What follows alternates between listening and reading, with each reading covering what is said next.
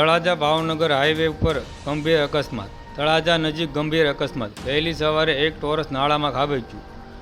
Bhavnagar Talaja highway ઉપર નાના મોટા અકસ્માતો થતા રહે છે, ત્યારે તળાજા નજીક શેત્રુંજીના પુલ પાસે વહેલી સવારે ટોરસ ચાલકે કોઈ કારણસર સ્ટેરિંગ ઉપર કાબુ ગુમાવતા ટોરસ રોડથી નજીક આવેલા નાળામાં ખાબક્યું હતું.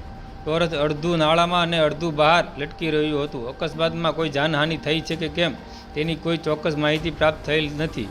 તળાજા પોલીસને જાણ થતાં તળાજા પોલીસ સ્ટેશનનો સ્ટાફ ઘટના સ્થળે પહોંચી કાર્યવાહી હાથ ધરી હતી.